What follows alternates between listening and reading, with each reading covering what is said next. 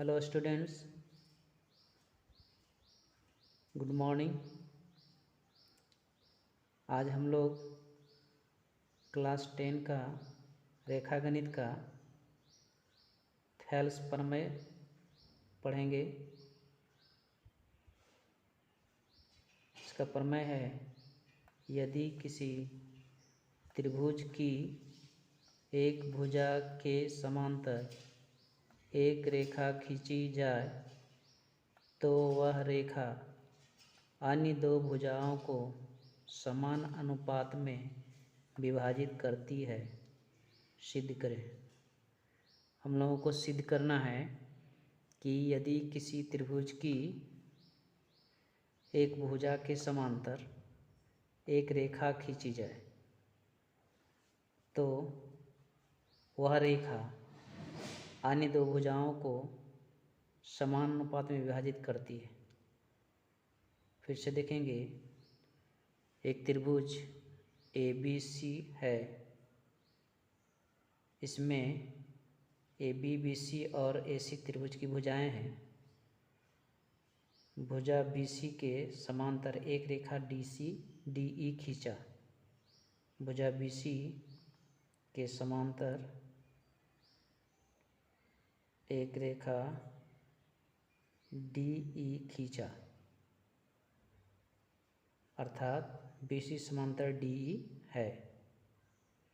तो हमें सिद्ध करना है कि रेखा DE अन्य दो भुजाओं AB और AC को समान अनुपात में विभाजित करती है, अर्थात एक ही अनुपात में विभाजित करती है। अर्थात हमें सिद्ध करना है कि AD बटे DB बराबर AE बटे EC। AD बटे DB बराबर AE बटे EC।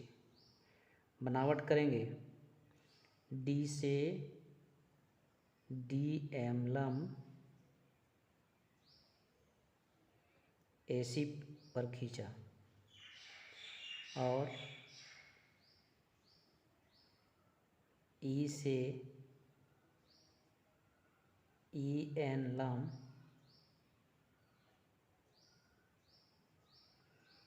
AB पर खींचा।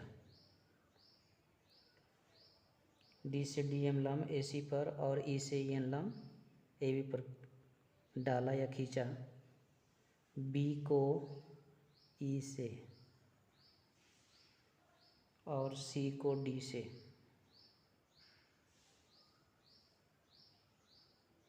मिलाया।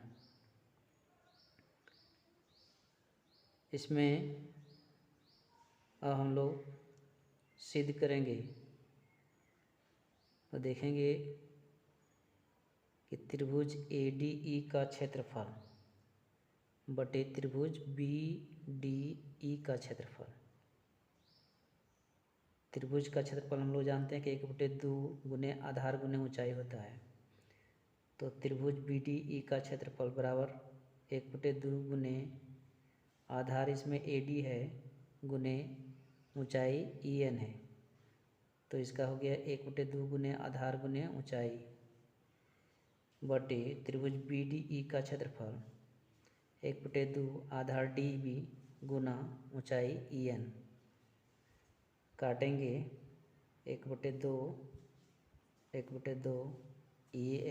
EN तो बराबर AD बटे DB होगा। ये समीकरण 1 होगा। फिर त्रिभुज ADE का क्षेत्रफल बटे त्रिभुज CDE का क्षेत्रफल। इस बार त्रिभुज ADE में लंब DM लेंगे तो आधार AE हो जाएगा, तो इसलिए हो जाएगा त्रिभुज ADE का क्षेत्रफल बराबर 1/2 गुने AE गुना लंब DE।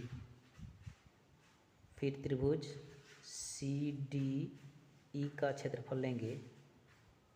त्रिभुज CDE का क्षेत्रफल लेंगे तो इसमें हो जाएगा 1/2 गुने EC, 1/2 गुने EC गुने लंब हो जाएगा DM। काटने पर AE बटे EC आएगा। ये समीकरण 2 हो जाएगा। चूँकि त्रिभुज ADE का क्षेत्रफल बराबर त्रिभुज ADE का क्षेत्रफल है। फिर त्रिभुज BDE का क्षेत्रफल बराबर त्रिभुज CDE का क्षेत्रफल है। बाएं पक्ष में देखेंगे त्रिभुज ADE का क्षेत्रफल बराबर त्रिभुज ADE का क्षेत्रफल है। फिर हम कह रहे हैं त्रिभुज BDE का क्षेत्रफल बराबर त्रिभुज CDE का क्षेत्रफल, क्योंकि त्रिभुज BDE का क्षेत्रफल और त्रिभुज CDE का क्षेत्रफल दोनों बराबर है। क्यों बराबर है? क्योंकि ये दोनों त्रिभुज एक ही आधार DE पर स्थित है और एक जोड़ी समांतर रेखा BC और DE के बीच में, एक जोड़ी समांतर रेखा BC और DE के बीच में ये दोनों त्रिभुज स्थित है। इसलिए ये दोनों त्रिभुज BDE और त्रिभुज CDE का क्षेत्रफल बराबर है।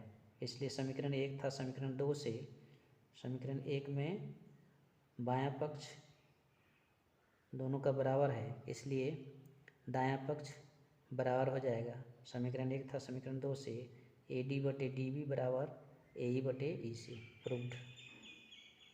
आशा है इसे आप लोग लिखकर याद कर लेंगे।